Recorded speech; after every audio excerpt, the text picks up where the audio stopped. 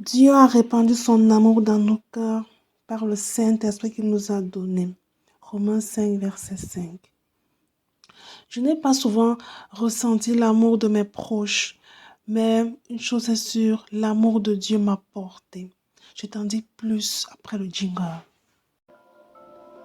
Bienvenue dans Cœur de Père, le podcast qui t'invite à ralentir, à respirer et à écouter la voix du Père dans le silence. Ici, on parle d'intimité avec Dieu, de guérison intérieure et de paix retrouvée. Alors prends un instant et entre dans sa présence. C'est parti! Ce verset me touche particulièrement parce que par rapport à comment mon entourage me traite, je peux me sentir pas suffisamment à la hauteur, pas suffisamment aimée.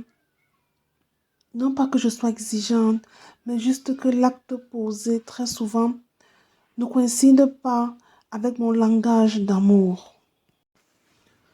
Un langage d'amour est une façon spécifique par laquelle une personne ressent de l'amour.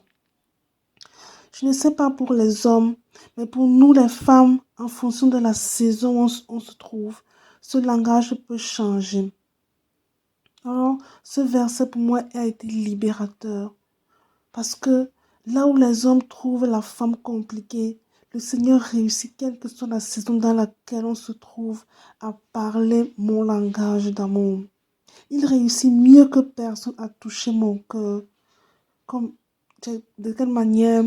Par sa présence. Sa présence seule suffit à toucher mon cœur là où il faut, à mettre du bon vraiment là où il faut.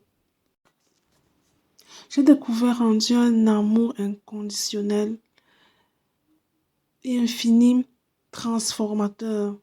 C'est un amour qui n'attend pas que tu sois parfaite pour être aimée. C'est un amour qui te prend dans la poussière et t'aime d'une manière, exagérée, d'une manière, il n'y a pas de mots pour décrire tellement, un amour infini. C'est un amour qui te précède, qui te guérit, qui te restaure. C'est un amour qui te poursuit, qui te suit tout au long de ta vie. Cet amour ne te lâche pas. Que tu sois dans tous tes états, il est toujours avec toi. Je pense que nous sommes nombreux à croire en Dieu, mais avons du mal à ressentir l'amour, que ce soit de notre prochain ou même de Dieu. Alors concrètement, comment est-ce que moi, particulièrement, Dieu m'a touché par son amour? L'amour de Dieu ne crie pas, il se murmure dans le calme.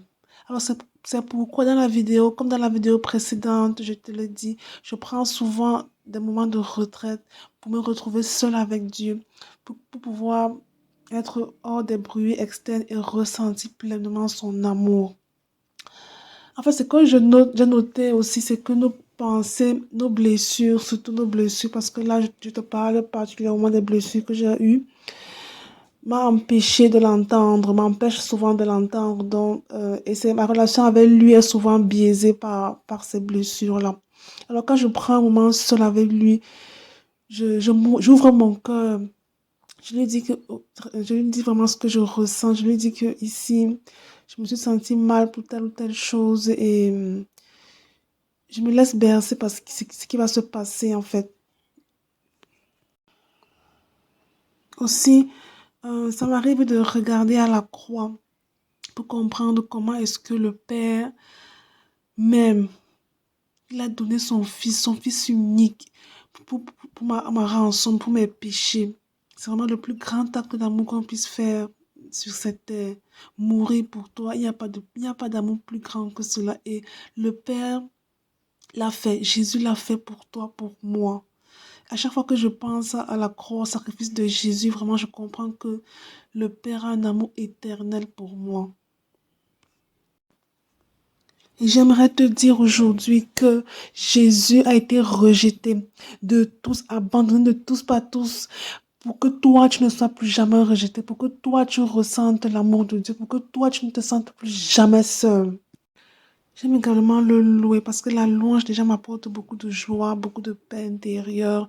Aussi parce que la louange ouvre notre cœur, déplace notre attention vers le Seigneur. Et quand il déplace notre attention vers le Seigneur, il a plus de place pour se manifester et aussi nous transmettre son amour. Sa présence me console, me fortifie et m'a guéri, m'a donné du courage pour avancer, de me battre quand je n'avais plus la motivation ni la force d'aller de l'avant. Avec lui, je ne me sens pas seule, parce qu'il est la définition même de l'amour, c'est sa nature propre. Alors je veux dire à une femme aujourd'hui que Dieu t'aime. Et ceci ne dépend pas de tes avoirs, de ton intelligence, de ta sagesse, ni de tes capacités, ou de tes efforts pour faire sa volonté.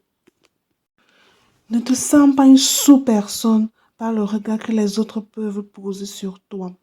Tu es la prunelle de ses yeux. Chaque jour, il te choisit en te donnant le souffle de vie. Il donne des hommes à ta place et des peuples pour ta vie. Tu es sa plus belle création. Je veux que tu le saches. Tu es sa plus belle création. Ne l'oublie jamais. Pour conclure, j'aimerais te dire que l'amour de Dieu est le seul qui compte, qui dure et qui relève.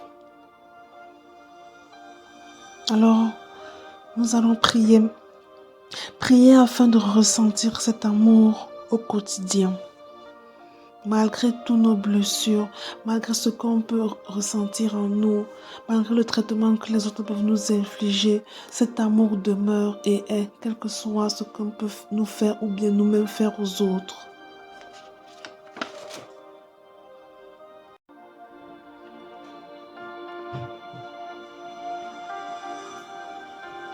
Père, je te remercie pour ta parole et pour ta grâce d'être appelé enfant de Dieu.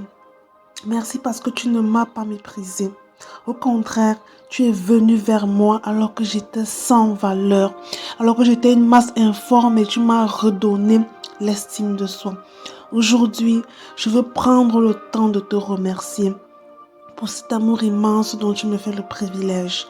Te remercier d'être venu vers moi le premier, me témoigner ton amour au plus haut point en envoyant ton Fils, le Saint des Saints, se faire crucifier pour mes manquements, pour mes erreurs, pour mes péchés. Je ne veux pas mépriser la grâce que j'ai de te connaître, de vivre pour toi, d'être appelé enfant de Dieu, de t'appartenir. Oui, quelle grâce, c'est vraiment une énorme grâce. C'est un privilège même de t'appartenir.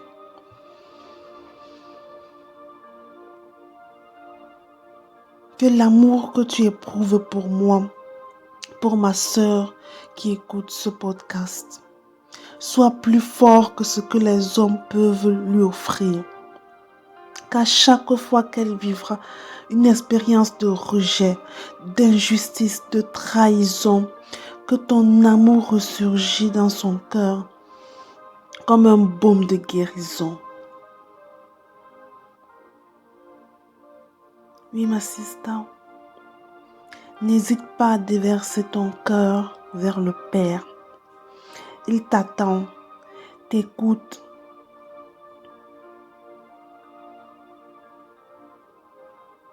Vas-y. Même après ce podcast, tu pourras continuer la prière. Rester en prière, rester dans ce lieu secret. Il t'aime d'un amour infini, ne l'oublie jamais. Sois béni.